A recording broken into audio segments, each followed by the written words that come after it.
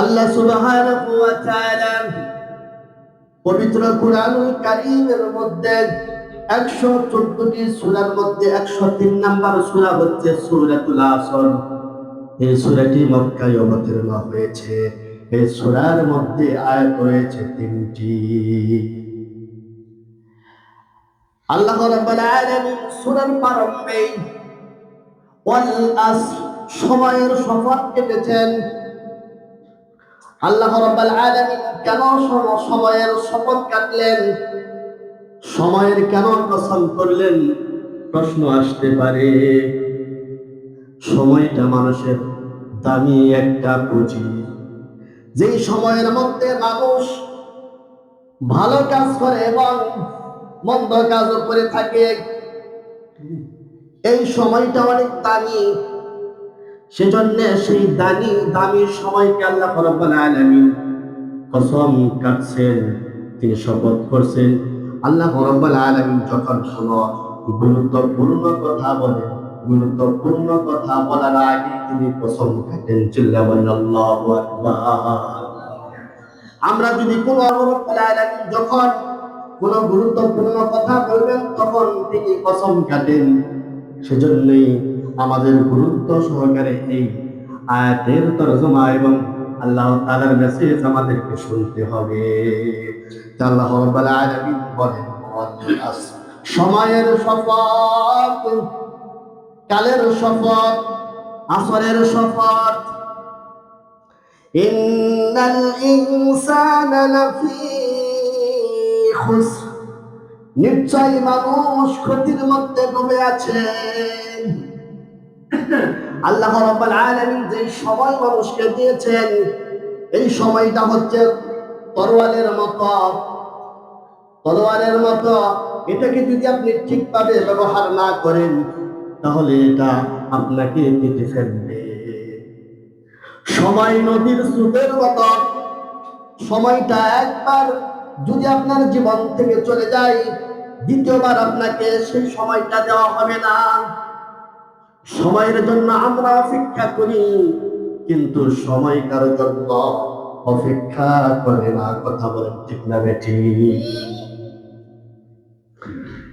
সময় কারোর জন্য অপেক্ষা করে না, বরঞ্চ সময়ের জন্য আমরা অপেক্ষা করি। জীবন থেকে যে সময়টা চলে যায় সেই সময়টা আর ফিরে আসবে না। সময় খুব মূল্যবান একটি জিনিস। সেজন্য আমাদের উচিত সময়কে সৎ ব্যবহার করতে হবে। সময়কে যারা সৎভাবে ব্যবহার না করে তাদের জন্য আল্লাহ রাব্বুল আলামিন মেসেজ দিচ্ছেন, ইন্নাল ইনসানা লাফি খুসর, নিশ্চয় মানুষ ক্ষতির মধ্যে ডুবে আছে।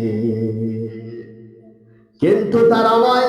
কোরআনের ভাষায় আল্লাহ রাব্বুল আলামিন জবাব দিচ্ছেন, ইল্লাল্লাযীনা আমানু ওয়া আমিলুস সালিহাতি ওয়া তাওয়াসাউ বিল হাক্কি ওয়া তাওয়াসাউ বিস সাবর।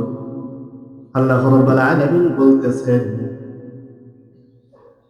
তারা ক্ষতির মধ্যে নাই যারা নাকি আল্লাহ রাব্বুল আলামিনের উপর ঈমান আনছে এবং সৎকর্ম করেছে এবং পরস্পরকে সত্যের উপদেশ দিয়েছে।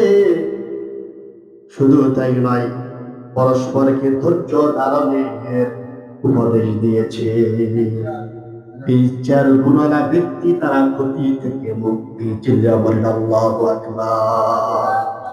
এই চারটা গুণে যারা গুণান্বিত তারা ক্ষতি থেকে মুক্তি পাওয়ার সৌভাগ্যের অধিকারী। এরা হচ্ছে সফল কাম। চিল্লা বলেন সুবহানাল্লাহ। শুধু ঈমান আনলেই হবে না। যদি কোনো ব্যক্তি ঈমান আনে, ঈমান আনার পরে সে সৎকর্ম করলো না, ঈমান আনা পর্যন্তই রয়ে গেল। সৎকর্ম যে পর্যন্ত না করবে ওই পর্যন্ত সে সফল কাম হতে পারবে না। ঈমান আনছে, সৎকর্ম করেছে নিজে, ঈমান আনছে, সৎকর্ম নিজে করতেছে। সৎকর্মগুলা কি? নামাজ, রোজা, হজ, যাকাত এবং মানুষের সেবা করা। এই সৎকর্মগুলো সে করছে, কিন্তু নিজে করেছে। কিন্তু তার ভাই ব্রাদার আছে, ফ্যামিলি মেম্বার্স আছে, সমাজ আছে, তাদের কাছে সেই ভালো কাজের দাওয়াত তিনি পৌঁছিয়া দেয় নাই, সেজন্য সে ক্ষতিগ্রস্ত। কথা বলেন ঠিক কিনা? ঈমান আনসাল্লাহ তাআলার উপর নিজে আমল করছে, সমাজবাসীরাও দাওয়াত দিয়েছে, কিন্তু সে বিপদ আপদের সময় ধৈর্য ধারণ করে নাই, ধৈর্যের ব্যাপারে মানুষকে পরামর্শ দেয় নাই, কি সে সফল নয়। এই চারটা গুণই আমাদের থাকতে হবে। প্রথমে ঈমান আনতে হবে, ঈমান এনে আমল করতে হবে, আমল করে আমাদেরকে সত্যের পথে মানুষকে আহ্বান করতে হবে, ভালো কাজের দিকে আহ্বান করতে হবে। শুধু তাই নয়, বিপদ আপদ ভালো কাজ করতে গেলে অনেক সময় আমাদের উপর বিপদের সম্মুখীন হতে হয়। কি হতে হয়? বিপদের সম্মুখীন হতে হয়। যখন বিপদের সম্মুখীন হবেন তখন আপনি ধৈর্য ধারণ করবেন। যখন ধৈর্য ধারণ করবেন, ধৈর্য ধারণ করলেই আপনি দুনিয়াতেও কামিয়াব এবং আখিরাতেও কামিয়াব। তাই ইমাম শাফিঈ রাহমাতুল্লাহ আলাইহি তিনি বলেন, সূরাতুল আসর এমন একটি সূরা, যদি কোন ব্যক্তি সূরাতুল আসর সম্পর্কে একটু চিন্তা ভাবনা করত তাহলে তার হেদায়েতের জন্য এটাই যথেষ্ট হয়ে যেত। চিন্তা করেন, আল্লাহু আকবার। যদি খালি একটু চিন্তা ভাবনা করত, এটাই তার জন্য কি হেদায়েতের জন্য যথেষ্ট, আর কিছু লাগে না।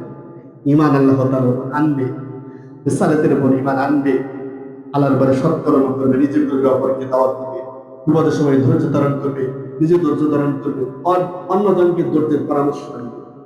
এই চারটা গুণ যার মধ্যে থাকবে সে দুনিয়াতেও কামিয়াব এবং আখিরাতেও আমরা কামিয়াব। আমি একটি হাদিস তেলাওয়াত করেছি, আন্না রাসূলুল্লাহ সাল্লাল্লাহু আলাইহি ওয়াসাল্লাম আদাল্লু আলাল খায়রি কাফাইল। রাসূল সাল্লাল্লাহু আলাইহি ওয়াসাল্লাম বলেছেন, যে ব্যক্তি ভালো কাজ করে এবং ভালো কাজের পথ দেখায় সে ওই ভালো কাজ করার মতো সওয়াব পায়। চিল্লাবেন সুবহানাল্লাহ।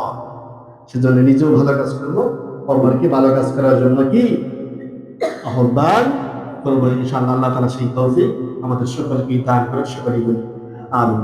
তো যাই হোক,